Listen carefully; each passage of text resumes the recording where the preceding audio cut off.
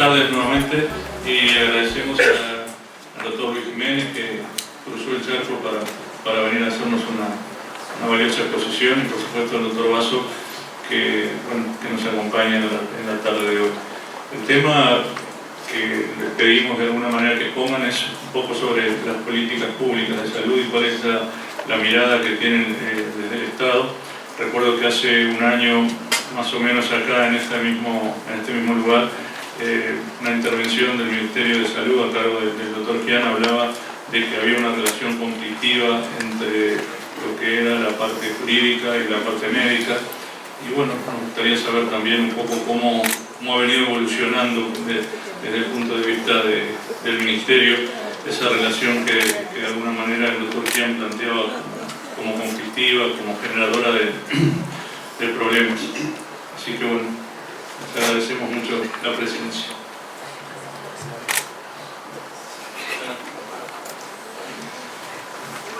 Bueno, buenas tardes nuevamente.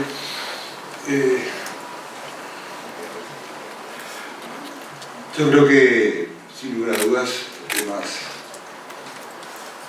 de la salud son en todas partes del planeta y a lo largo de la historia de la humanidad lo que algunos llaman los paradigmas de la complejidad. En realidad todo el mundo tiene la libertad de hablar, de opinar, seguramente también de demandar, y eso es lo natural, y más aún en una sociedad democrática. Por lo tanto, corresponde de alguna forma, en primer lugar, hacer referencia a que nuestro país, con sus particularidades, con sus dimensiones, con su historia, se encuentra tomando decisiones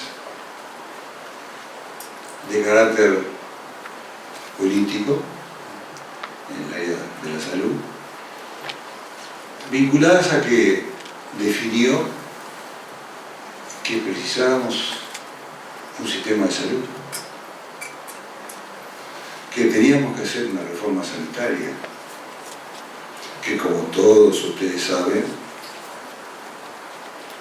son de las cosas más complicadas que tiene la humanidad y que permanentemente son un desafío no solo para su implementación, sino justamente para su sostenibilidad en el tiempo,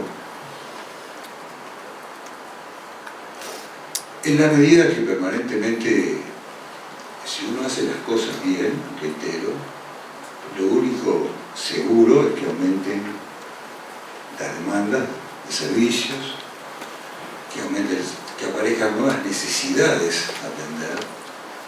Algunos hablan justamente de un mercado imperfecto, ¿no? Es decir, que uno aumenta la oferta y aumenta la demanda.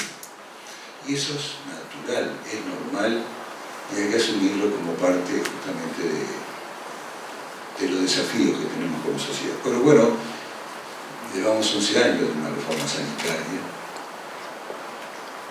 y unos veteranos, y fuimos médicos, y vale la pena porque a veces hay personas jóvenes que no tienen muy presente cómo funcionábamos antes, pero a mí me tocó en varias instituciones hacer el examen de admisión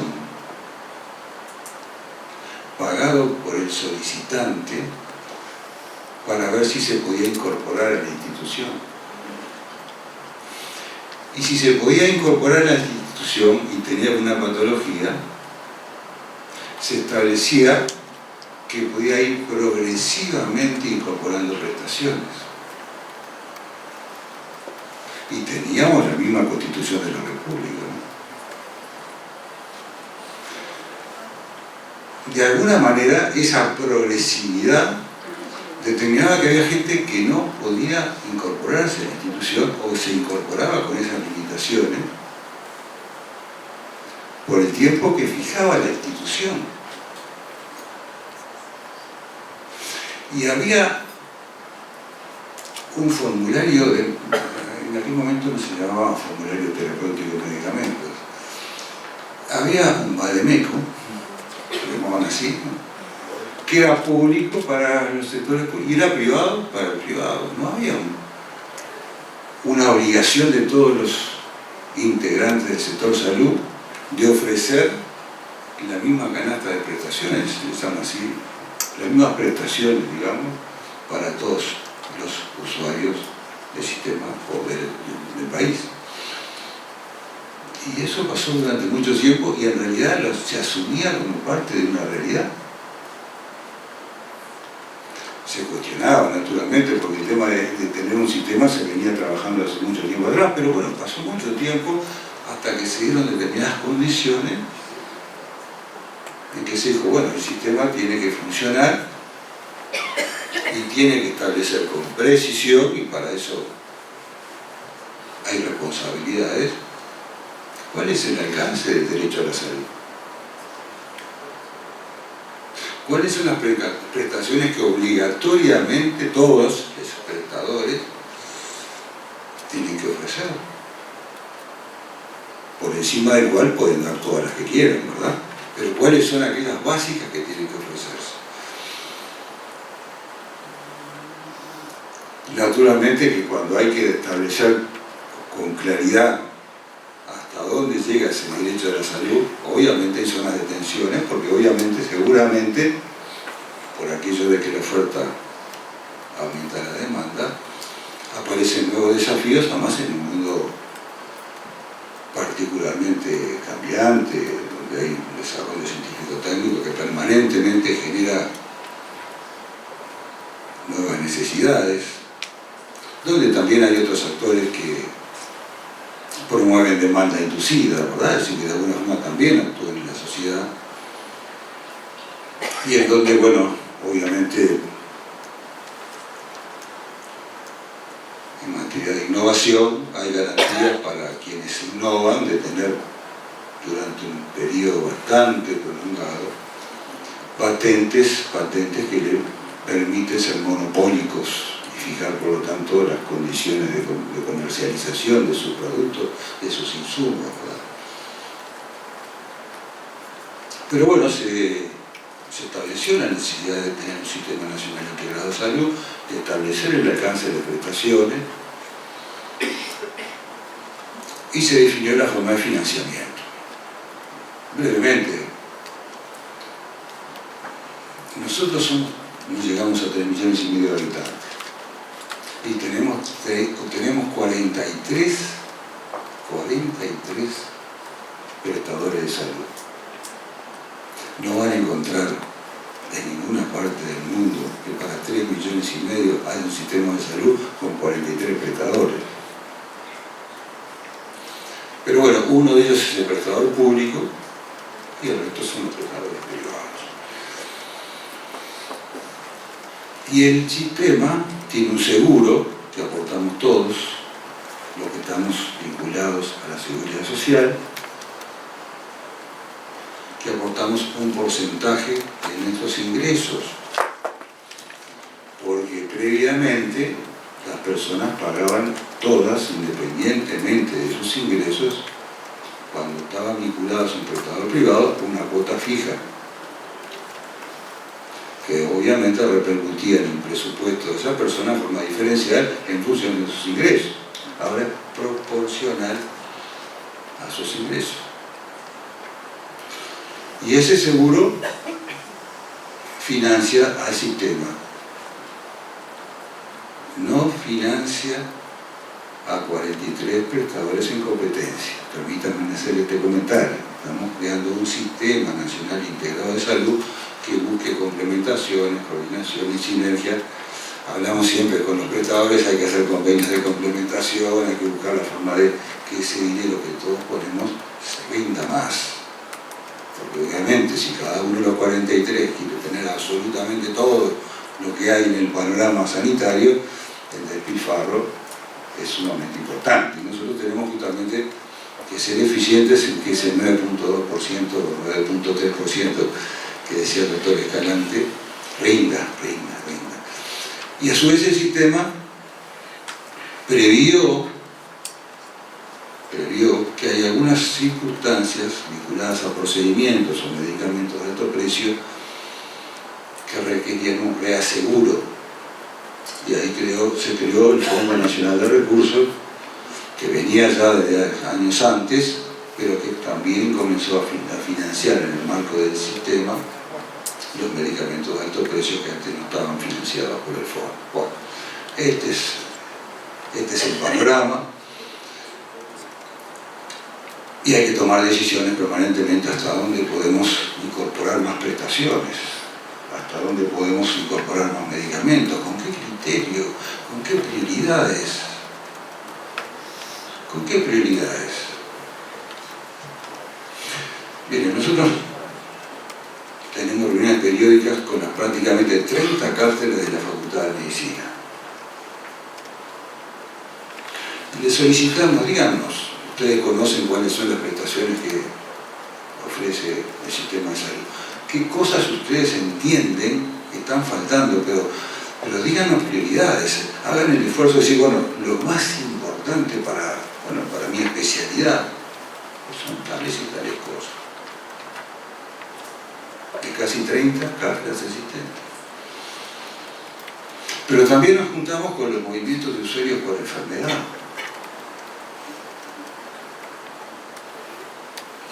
Que son casi 60 en nuestro país, que tiene un desarrollo relativamente incipiente. Hay otros países que tienen incluso una trayectoria mayor en esto, pero también los involucramos y le dijimos, bueno, nosotros queremos trabajar con ustedes.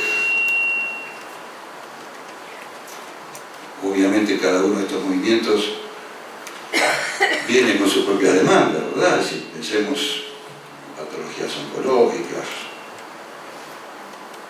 empecemos en patologías crónicas vinculadas a enfermedades inmunitarias, neurológicas. 60 movimientos de usuarios. Hicimos exactamente lo mismo. Les vamos a pedir que también prioricen cuáles son, desde su punto de vista, las cosas que necesitan. Y trabajamos tanto de la academia como los movimientos de usuarios, desde el ministerio, es decir, bueno, perfecto, tenemos toda esta mesa servida. Bueno, ¿con qué criterio vamos a definir prioridades? Porque seguro que no va a dar para todo lo que necesitamos incorporar a la vez, como cualquier realidad donde se administran recursos finitos para necesidades crecientes. Uno tiene que tomar decisiones en términos de prioridad. Entonces, acordamos algo así como una matriz de priorización que pondera distintos aspectos que hay que tener en cuenta para fijar prioridades. Entre ellas, obviamente, el valor agregado de tal terapéutica frente al anterior, el alineamiento de los objetivos sanitarios, la prevalencia. E incluso más tuvimos en cuenta, bueno, ¿y cuáles son las demandas que a nivel judicial se hacen sobre las necesidades estas? Y acordamos con la academia y con estos movimientos de usuarios esta matriz de priorización. Con esta ponderación, que obviamente, como todas las cosas, hay que estarlas revisando, ¿verdad? Hay que estar ajustándolas en la medida que la vida nos va enriqueciendo. Y empezamos a trabajar con esta forma, ¿no? Es decir, involucrar a la sociedad, involucrar a la academia. E instalamos también una mesa de diálogo con la Suprema Corte, sobre la base de que, bueno, en realidad son actores privilegiados en esto, que nosotros queremos justamente, bueno, hablar sobre que no es posible en ninguna parte del mundo resolver todo lo que uno necesita a la vez. Porque además, reitero, muchas de las cosas que se plantean en términos de innovaciones, en términos de aspectos sustantivos, al cabo del tiempo no demuestran suficiente evidencia, ¿verdad? Y acá hay mucha necesidad de trabajar seriamente con la evidencia científica. hay que trabajar justamente consolidando la información. Porque bueno, no todo el mundo tiene por qué tener claro que un fármaco, un medicamento, un procedimiento para el cual hay una investigación que demuestra su efectividad, bueno, está vinculado a estudios generalmente hoy multicéntricos, ¿verdad? Que tratan justamente de tener en cuenta todas las distintas variables que pueden haber a consideración y establece justamente un universo de población con el cual se hace la investigación. Y bueno, y no siempre todo el mundo tiene que conocer que cuando uno habla de una patología y logra la evidencia para tal patología, en realidad lo que está es demostrando que para tal etapa de evolución de esa patología, para tal característica evolutiva de esa patología, hay evidencia, pero no necesariamente para toda la enfermedad, ¿verdad? Es decir, estamos hablando de los estadios, del cáncer o de las distintas evoluciones de esta patología. No necesariamente la población conoce eso y hay que trabajar justamente en temas de comunicación social y hablar de que la evidencia científica lo que establece que cuando tiene un paciente, ese paciente tiene que estar dentro de las características del universo para el cual fue realizada la investigación y no para una persona que tenga una enfermedad en general vinculada a esa investigación. Bueno, con la suficiente evidencia científica que nos aportan las cátedras, con la opinión justamente de las prioridades de las cátedras, con la opinión de los actores sociales, hoy estamos trabajando en una matriz de priorización y estamos incorporando aquellas cosas que de alguna forma entendemos que son prioritarias incorporar. Ahora quedan cosas fuera, que no las podemos incorporar, o porque no hay evidencia científica suficiente, o porque el costo, el precio, no permite incorporarlo para todos aquellos que lo necesitan. Porque justamente una de las características que tiene el Fondo Nacional de Recursos, cuando de alguna manera incorpora la cobertura, y muchos de los aquí presentes lo conocen bien, es que se prevé el financiamiento para el 100% de las personas que lo tengan, independientemente de cuántos consulten. Se analiza la prevalencia, se analizan los costos y se incorpora en el presupuesto del Fondo Nacional de Recursos el procedimiento para el 100% de lo que necesitan. No se hace un financiamiento caso a caso. Y por eso el Fondo Nacional de Recursos, obviamente, hace mucho énfasis en que cuando aprueba la cobertura, le establece con precisión los protocolos que implican a la población que va a estar cubierta por esa prestación, por ese fármaco. No hace un análisis caso a caso. ¿Y por qué no lo hace? Porque tenemos justamente el desafío de que tenemos un sistema de salud que trabaja para toda la población con criterios de equidad y que lo que se incorpora para todos los que lo necesitan.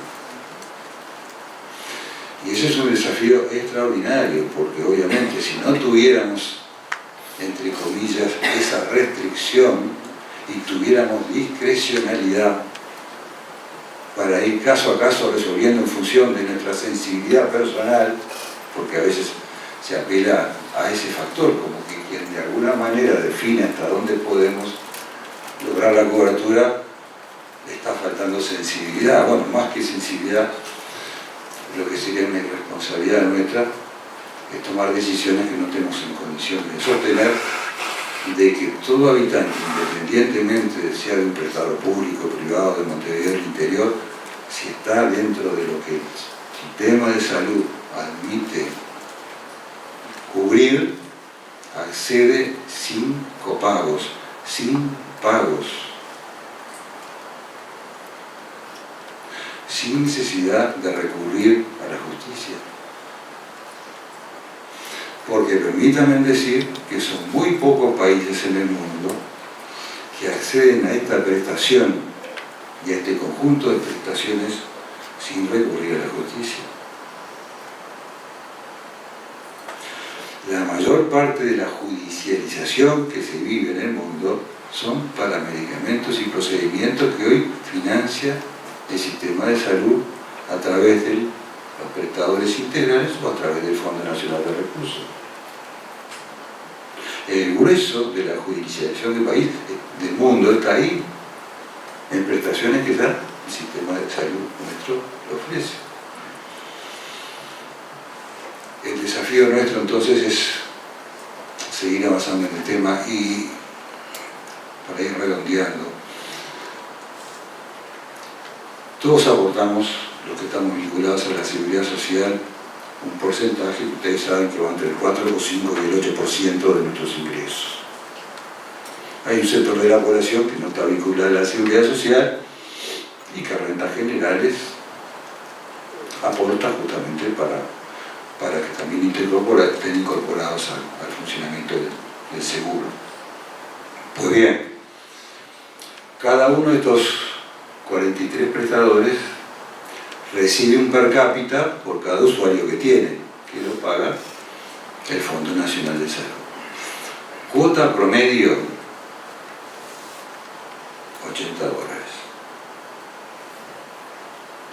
Digo cuota promedio porque ustedes saben que la cápita está ajustada a su edad y obviamente las personas a los extremos de la vida gastan más. Pero para que sea sencillo entender, cuota promedio $80.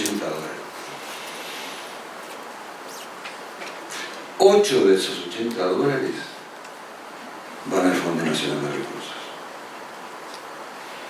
El Fondo Nacional de Recursos maneja $250 millones. Uno dice esto, puede decir mucho, poco, decir cuánto más. En realidad, para que tengan idea, que es un presupuesto anual, de los cuales aproximadamente 50 millones corresponden a medicamentos de alto precio.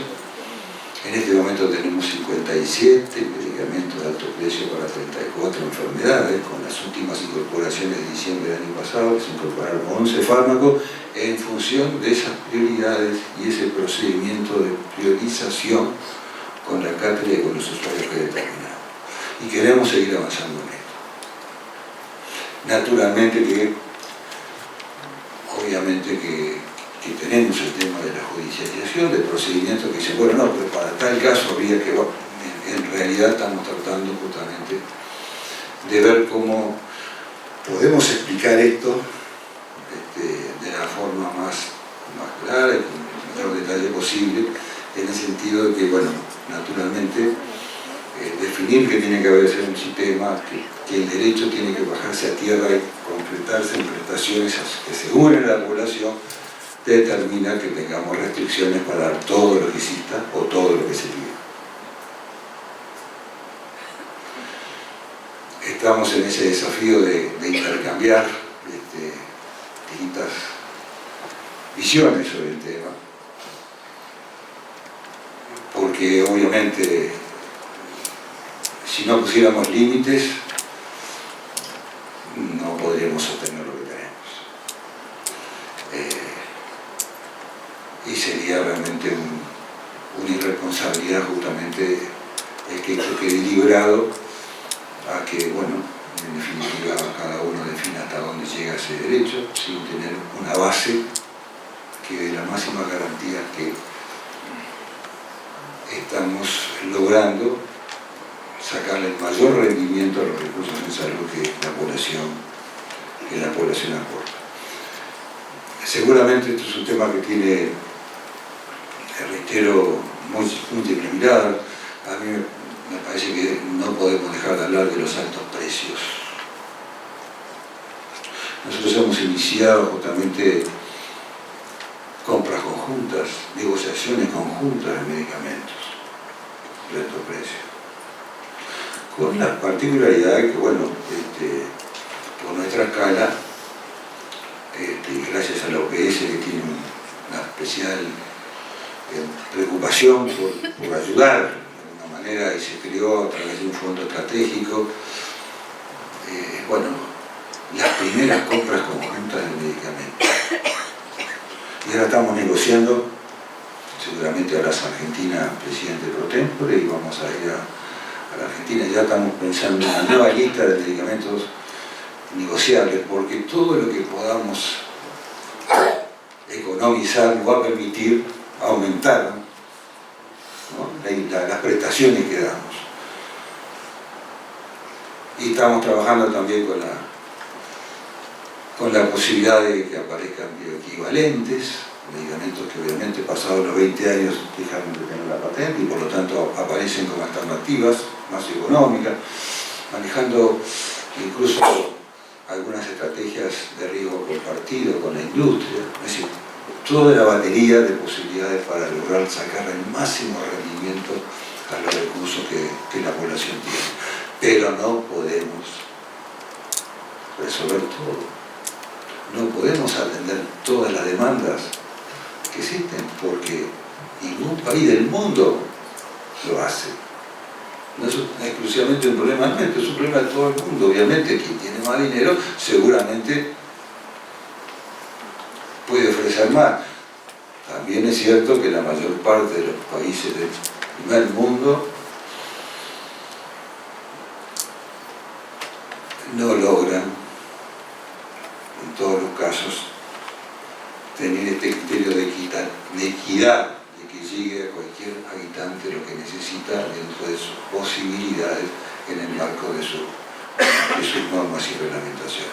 Este es el desafío, estamos trabajando intensamente y nos parece siempre más interesante el intercambio de opiniones acerca de cómo podemos ser más eficientes, pero sin dejar, sin claudicar en que todo habitante tiene el mismo derecho a tener el máximo de las prestaciones posibles que con los recursos públicos se pueden dar.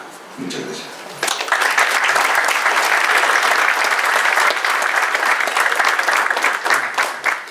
Ahora le vamos a solicitar al doctor Jiménez que nos dé nos cuente un poco la mirada de la República Argentina.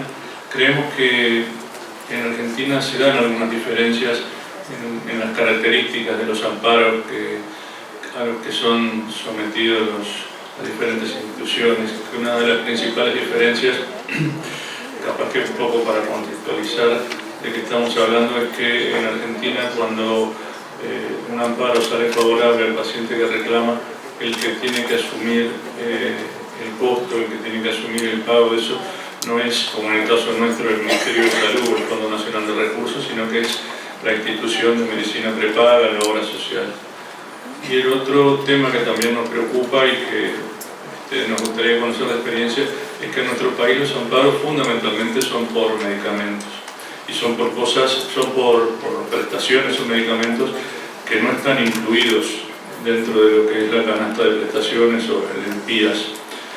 Pero muchas veces nos llama la atención las noticias que nos llegan de Argentina de amparos por cosas que realmente parecen insólitas, como coberturas en una maestra especializada o coberturas de hasta, no sé, nos han llegado noticias hasta reformas de casas para poder dar asistencia o para solucionar determinado tipo de necesidades que tiene el paciente. Sabemos que todo llega a Uruguay un poco más tarde muchas veces y eso nos preocupa, entonces para nosotros es muy rico conocer la experiencia de ustedes. Bueno, en primer lugar, muy buenas tardes a todos. Agradecer la invitación al senatorio Marconi de la Fundación ODE y tengo la oportunidad de contarles un poco cuál es la política de medicamentos que tiene esta administración actual, la del ingeniero Macri y la del doctor Adolfo Rubinstein a cargo de la cartera de salud en Argentina. Yo traje una presentación, no sé si está disponible. Mientras vemos si está, les comento que hemos integrado una serie de acciones en cuanto a política de medicamentos y básicamente hoy les quería contar sobre 3 estrategias fundamentales que estamos llevando adelante. Una es que nuestro sistema legislativo nos apruebe la Agencia de Evaluación de Tecnología, que hace tantos años que estamos proponiendo, hace más de 17 años que proponemos, desde el año 2002, todos aquellos que trabajamos en el ámbito de la salud estamos proponiendo, y sin ningún tipo de diferencias en cuanto a prestadores y financiadores, de tener esta agencia de evaluación de tecnología. Y como realmente se está retrasando la aprobación de esta agencia, comenzamos con una Comisión Nacional de Evaluación de Tecnologías, que entendemos que es la protoagencia de evaluación de tecnología, con sede del Ministerio, y que forman parte una serie de entidades como la Superintendencia de Servicios de Salud, que representa la Seguridad Social Nacional, representantes de las obras sociales provinciales, representantes del PAMI, que es nuestro instituto que cubre a los mayores de 65 años. Bien. El 35% de la población en la Argentina tiene cobertura pública exclusiva de salud, es alrededor de 16 millones de personas. El sector con cobertura pública exclusiva, si no accede a medicamentos gratuitos, debe pagar el valor del 100% en farmacia. Lamentablemente la Argentina tiene uno de los valores más altos de farmacia demostrador de toda la región. Tal vez ahora haya bajado un poco con esta devaluación, pero seguimos siendo uno de los más caros. Es decir, lamentablemente nuestra industria farmacéutica ha puesto precios muy altos para dar beneficios o digamos, descuentos más importantes a todos aquellos que tienen cobertura o de la seguridad social o de la medicina prepaga. Por lo cual, para aquellos que no tienen cobertura es muy difícil acceder al medicamento. El gasto en salud del sector de ingresos más bajos, para aquellos de ingresos más bajos, el 6% de sus ingresos es el gasto farmacéutico, y para los de ingresos más altos constituye el 2%. Esto significa una inequidad muy grande para la gente, y en eso nosotros estamos muy comprometidos, en mejorar o disminuir las brechas de inequidad que existe entre los distintos subsistemas, hacia el público, el privado y el de la seguridad social. Entonces, el 53% del gasto en salud del sector con cobertura pública exclusiva corresponde a medicamentos. En una familia, el 56% del gasto en salud es para pagar medicamentos. Por lo tanto, el gasto de medicamentos es fuertemente regresivo, y para esta gestión el medicamento es un bien social. La posibilidad de obtener un medicamento en el momento oportuno es el aspecto en el que se articulan mayores brechas de inequidades entre niveles de ingresos, y la provisión pública de medicamentos presenta un impacto sanitario y redistributivo en la población de menores ingresos. Yo menciono algunas de las políticas que se pueden, algunas de las herramientas que se pueden llevar adelante para una política de medicamentos, y voy a hacer eje en las tres que les comenté. Un mercado de genéricos, una agencia de autorización, de comercialización y control de fiscalización como el ANMAT, que existe en Argentina, que es un modelo en la región. Los medicamentos esenciales, o sea, gran parte, el 75% de las personas que no tienen cobertura tienen medicamentos esenciales provistos por el Estado, que se da a través del Ministerio de Salud a las distintas jurisdicciones y que alcanza 8.800 centros de atención primaria. Son medicamentos esenciales ambulatorios, y no están todos, están la mayoría, pero no todos. Y después hay los distintos programas que también llegan a estos centros de salud, como los programas que están vinculados con vacunas, los programas que están vinculados con HIV, etc. El desarrollo de los laboratorios públicos, le estamos dando un fuerte impulso a ANALAB, que es la Agencia Nacional de Laboratorios de Producción Pública de Medicamentos, una política de patentes, una agencia de evaluación de tecnologías, que lo vamos a hablar, la compra conjunta, que como bien dijo el doctor Basso, en la presidencia pro tempore de Argentina, la semana pasada se hizo la primera reunión en Argentina con la presencia de Uruguay, Chile, Brasil, Colombia y Perú, y obviamente con los auspicio de OPS para organizar compras conjuntas a nivel regional. Dada la diversidad de precios que tienen, especialmente aquellos medicamentos de alto precio, que ha cambiado el nombre de alto costo, probablemente son de alto precio, no sabemos en realidad cuál es el costo, porque son productos no competidos cuya estructura de costo desconocemos. Y que principalmente la industria dice que son por los costos futuros de investigación que se quieren cubrir en el momento que se pone a la venta un medicamento no competido. La regulación de precios, el Fondo para Tecnologías de Alto Costo, como es el caso excelente que tiene Uruguay, y la política prescriptiva, que es la prescripción racional, básicamente. Entonces, entrando de lleno en las tres estrategias que comentaba, es cómo hacer explícito lo implícito. Ningún país, por más rico que sea, es capaz de proveer a su población de todas las tecnologías e intervenciones que pueden mejorar la salud o prolongar la vida. Esto está dicho por la OMS y casi todos los técnicos coincidimos con esta afirmación. Esto viene a decir el principio económico de siempre: las demandas son infinitas, los recursos son infinitos, entonces ¿qué hacemos? Entonces, cuando las necesidades superan los recursos disponibles, alguna forma de racionamiento se pone en juego. En muchos casos este racionamiento es implícito y se manifiesta a través de listas de espera. Todos aquellos argentinos que están en esta sala recordarán una película que hablaba de cómo una persona que tenía una cobertura de salud para poder alcanzar esa autorización iba y venía caminando de un lado, ¿cómo se llamaba la película? No me acuerdo. Que iba y venía para poder conseguir esta autorización. Es un modelo pero no es porque la obra social o la prepaga es esencialmente mala, sino es porque no alcanzan los recursos. Entonces empiezan a poner estos modelos, hay que autorizar, hay que hacer esto, hay que hacer lo otro, para tratar de posponer lo máximo posible lo que es inevitable.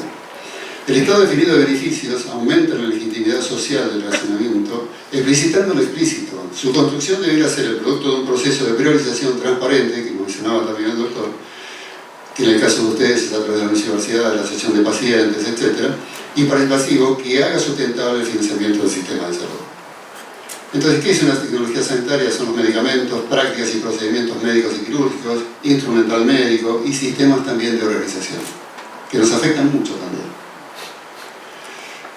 En la Argentina, en nuestro público, hay una confusión en qué es la ANMAT y qué es la ACNET. O sea, ¿para qué queremos el ACNET si ya tenemos el ANMAT? Y la verdad que tiene funciones diferentes y esto explica un poquitito o hace explícito cuáles son las diferencias, ¿no? La Administración Nacional de Medicamentos, Alimentos y Tecnología Médica tiene que velar por la eficacia, la seguridad, la calidad, la autorización de un medicamento, un alimento, la registración y normalización, la vigilancia y la fiscalización. En cambio, una Agencia Nacional de Evaluación de Tecnologías tiene que velar por la efectividad clínica, la costo-efectividad, el impacto presupuestario, que es ahí donde los decisores, muchas veces, en muchos casos en mi vida tuve que ser decisor, es donde nos duele más. ¿Cómo hacemos para pagar esto? ¿Qué dejamos de hacer para hacer esto? Esto es lo más grave. ¿Dejamos de comprar vacunas para beneficiar a muy pocos? ¿Tengo que perjudicar a muchos? Ese es el dilema del decisor que tiene que ver el impacto presupuestario. Las políticas de cobertura de tecnologías, sector público y seguridad social, y para nosotros el programa médico obligatorio, que ese es el listado explícito de beneficios que tenemos que tener. Y en el caso de Uruguay ya lo tenemos. Competencias e incumbencias. La ANMAT autoriza la comercialización, para lo cual realiza el control y fiscalización sobre medicamentos, alimentos, productos médicos, reactivos diagnósticos, cosméticos, suplementos dietarios, productos de uso doméstico, productos de uso odontológico y productos biológicos. Por el contrario, la ANMAT analiza y evalúa el impacto médico, económico y social de la incorporación de las tecnologías sanitarias para determinar la oportunidad de cobertura por parte de los financiadores. Entonces, volviendo a lo mismo, la ANMAT, seguridad, eficacia, calidad, ACNET, costo, efectividad, impacto presupuestario, costo de oportunidad. O sea, si la plata la pongo acá, ¿dónde no la voy a poner? Otra vez el dilema de quién tiene que decidir. Si hago esto, ¿qué dejo de hacer para poder hacer esto? Porque nuevamente, vamos al mismo principio, los recursos son limitados. Y nunca podemos dejar de hablar del impacto que tiene la salud pública, la adquisición de una nueva tecnología y la equidad de nuestra población. Básicamente, ANMAT aprueba y ACNET recomienda.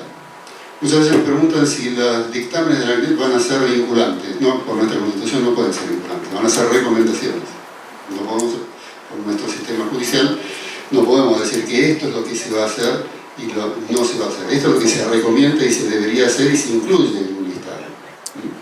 Y ese sería el paquete priorizado de servicios que debería tener el programa médico obligatorio. El desafío, como decía el doctor, es cómo priorizar esta cosa del costo de oportunidad. Aquellas intervenciones que sean costo efectivas, priorizando aquellas que aborden condiciones más graves, priorizando proteger ante el riesgo financiero al paciente y su familia. Y algunas decisiones cuestionables que son muy frecuentes, lamentablemente, en mi país, es expandir la cobertura para intervenciones de mediana o baja prioridad cuando todavía no se ha alcanzado cobertura universal para intervenciones de alta prioridad.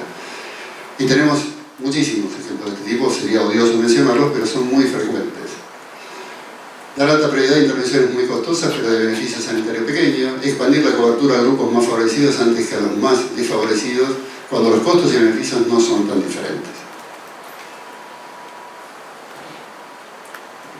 ¿Por qué necesitamos una agencia de evaluación? Para garantizar la equidad, seguridad de los pacientes y la efectividad de los cuidados, para avanzar en un marco normativo explícito, objetivo y transparente que refleje los criterios y valores de la sociedad en su conjunto. Todo esto otra vez por lo que decía también el doctor Basso, ¿a quiénes hacemos participar para que se decida esto? Esto es una cuestión que no pueden decir solamente los técnicos ni los médicos, tiene que participar la sociedad, todos los estamentos posibles para saber qué es lo que queremos como sociedad. Para maximizar los beneficios sanitarios a nivel poblacional en función de los recursos disponibles, para evitar conductas discrecionales y oportunistas de diferentes actores que lamentablemente son frecuentes. No son frecuentes, se ven frecuentemente, por lo menos en la Argentina. Para asegurar la sustentabilidad de los cuidados y coberturas sanitarias.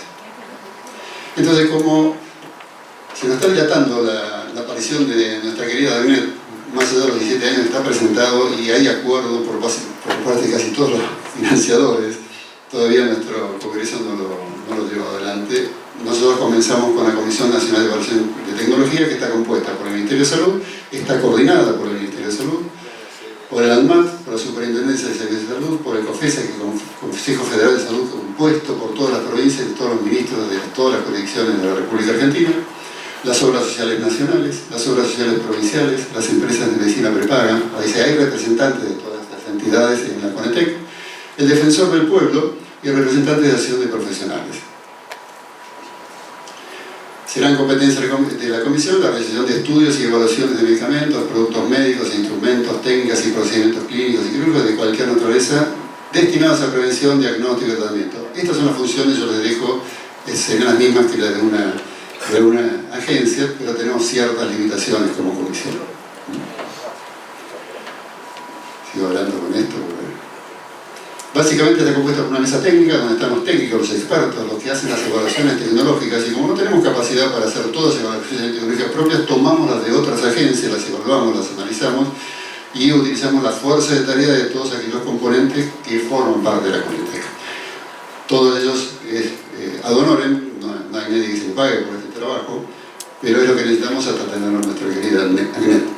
Evalúa el desempeño de la tecnología en evaluaciones en diferentes dominios a definir, por ejemplo, calidad de evidencia, beneficio clínico, costo, efectividad, etc. Esta es la mesa técnica. Y después tenemos una mesa de decisores, que vendría a ser la mesa política, que tiene los mismos actores. O sea, cada uno de los actores que mencioné antes propone técnicos y propone decisores políticos, ¿sí? Y evalúa esta recomendación de los técnicos y valida políticas de cobertura respecto a la tecnología evaluada, considerando la calidad de evidencia, la costo, efectividad y beneficio clínico. Pero luego está la mesa de pacientes, que no participa de las sesiones, de todas las sesiones, sino de las presentaciones, ¿sí?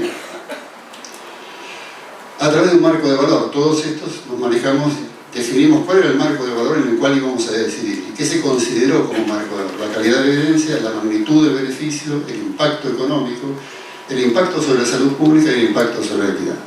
En eso quedamos todos de acuerdo que queríamos evaluar estas cosas según este marco de valor.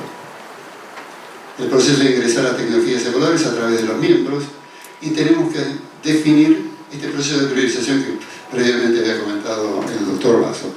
¿A qué le damos prioridad? Para eso hay que tener todo un conjunto de opiniones y de árboles de decisión, qué es lo más importante que tenemos que evaluar, porque hay infinidad de productos para evaluar. ¿Cuáles son los más importantes? ¿Cuáles son los que tienen mayor impacto en la sociedad? ¿Cuáles son los que disminuyen inequidades existentes en el país, etcétera? ¿Cuáles son las recomendaciones? Incluir en la cobertura, es decir, positiva para todas las instituciones. Estas se espera que sean acatadas por todos, porque no son vinculantes, no son obligatorias, salvo cuando se incluyen en el PPO. Pero esto no es un acto de la CONETEC, es un acto del Ministro de Salud, ¿sí?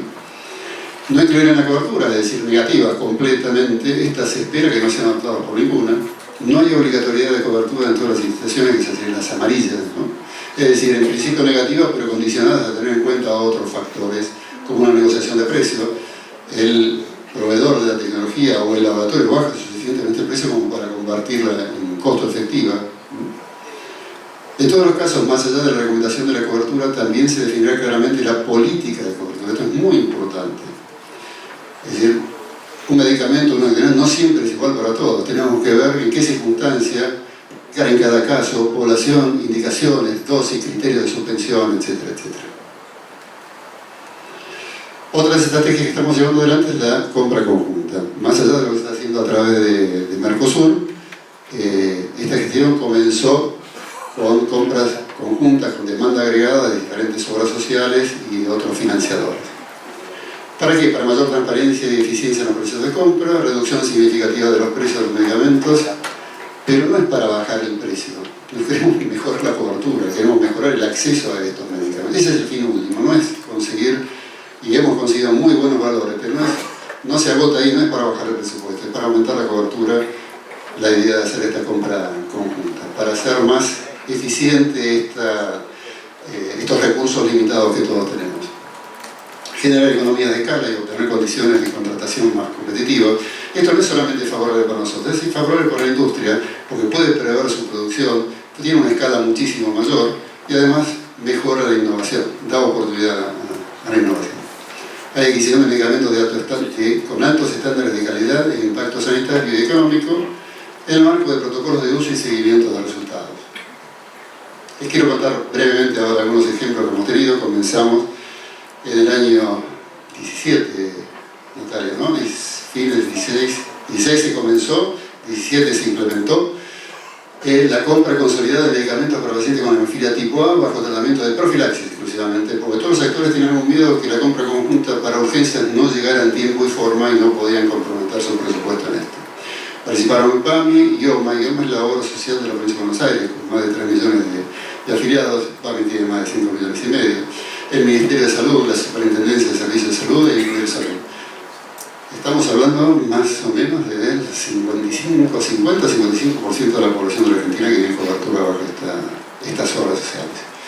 Los ahorros aproximados fueron de 1.500 millones de pesos, un 80% de reducción de precios en un solo medicamento.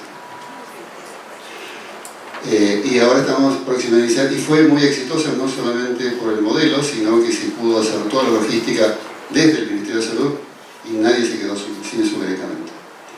La próxima está a iniciarse en este momento la segunda licitación. Compra consolidada de medicamentos oncológicos. Participaron PAMI, el Ministerio de Salud, OSBA y DOSA, que son otras obras sociales, una de la ciudad de Buenos Aires y la otra es de las Fuerzas Armadas y de Seguridad.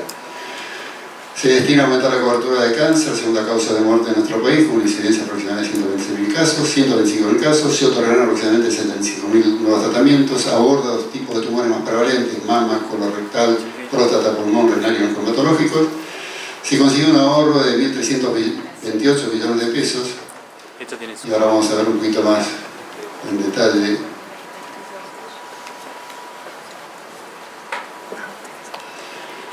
Este cuadro me parece un poquito difícil, es en verde claro es lo que cuesta este medicamento, cómo se compraba en forma individual por cada uno de los actores. El Ministerio de Salud consiguió ahorros y en verde un poquito más fuerte está el precio máximo que estamos dispuestos a pagar. Nosotros dijimos, más de esto, si lo que venga por arriba de esto, no lo aceptamos. Y en verde oscuro están los precios a los cuales se compró, lo cual le representó al Ministerio un 84% de ahorro, para incluir un 87%. Para PAMI, que ya venía por la segunda, esta era la segunda licitación importante, no fue tan grande, pero es un 28% sobre una licitación previa que había sido muy exitosa, que fue del 70% de ahorro. Mejoró la del 70%. Para OPA fue del 76%, para IOFA del 80%. Claramente, los que tienen menos volumen, PAMI compra medicamentos por 3.000 millones de pesos, unos 70 y pico de millones de dólares mensuales. El Ministerio compra mucho menos porque el Banco de Obras Oncológicas hoy tiene un presupuesto de 480 millones de pesos. Fíjense, corriendo para todo un año y PAMI gasta 3.000 millones de pesos por mes. Bueno, incluyó 25 drogas en distintas presentaciones farmacéuticas, participaron 17 laboratorios. Es una cosa que estamos muy contentos para la administración pública, que el proceso desde que comenzó hasta que terminó, no las negociaciones entre las obras sociales, se empezó la tarea administrativa, duró 4 meses nada más. Es muy poco para la administración pública. Por primera vez se realizó en forma exitosa una compra conjunta que incluye el mecanismo de gestión de orden de compra descentralizada.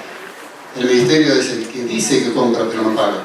Cada uno de los financiadores dice qué es lo que quiere, cuánto quiere, y después, cuando lo necesita, lo pide, se centraliza del ministerio y después se dispensa al lugar, y ahí está un 30% que se puede ampliar la orden de compra. Alguien se equivocó y dijo que quería 100 y necesita más, puede pedir hasta un 30% más, al mismo precio, bajo las mismas condiciones. Para el Banco de Drogas Oncológicas de la Argentina se incorporaron 13 nuevos medicamentos. Los ahorros generados de más de 1.300 millones de pesos permiten ampliar la cobertura e incorporar adicionalmente y en próximas etapas a X cantidad de pacientes más. El trabajo en equipo entre distintos organismos consolidando un modelo de gestión y logrando el éxito en la segunda compra conjunta de nuestro país. Ahora lo queremos hacer a nivel regional. Próximos pasos: incorporar de nuevos actores, ampliación por fases a otro tipo de medicamentos, HIV, hepatitis C, Incocaí, nuestro centro de relación de implantes, otros medicamentos de alto costo, y consolidación de un cronograma de compras conjunta, para que ninguna de estas que empezamos se caigan, sino que automáticamente se vayan renovando. Puntos a favor: decisión política de participación. Nosotros queremos invitar a todos los actores financiadores del país, a las empresas de medicina prepaga, a todas las obras sociales, a todos los hospitales públicos y hospitales privados que existan en el país. Necesitamos hacer las adaptaciones legislativas o normativas necesarias. Muchas provincias no pueden comprar. Pueden comprar a través de OPS, pero no pueden comprar a través del Ministerio de Salud de la Nación. Es una cosa rara, pero eso ocurre y todas las provincias están en vías de resolver esto. Lástima que lleva tanto tiempo, porque se pierden muchas oportunidades para salvar vidas, ¿no? Porque en nuestro país hay unas diferencias de inequidades muy grandes en la sobrevida de cánceres muy frecuentes, como es el de mama, el cervicuterino y el de colon, con diferencias de hasta 8 veces entre una provincia y otra, entre la mejor provincia y la peor provincia. Obviamente la información necesaria para el cálculo de la demanda. No es fácil esto, no todo el mundo tiene información confiable para hacer una compra conjunta y jugar todo un presupuesto para todo un año, y la disponibilidad presupuestaria. Bueno, yo llego hasta aquí porque quería contarles estas estrategias que estamos llevando adelante y creemos que son exitosas. No son propias, pues se manejan en todo el mundo, pero prueban una vez más que son útiles para mejorar la cobertura, y nosotros tenemos un compromiso con la cobertura universal de salud. Y esta es una forma de contribuir a alcanzar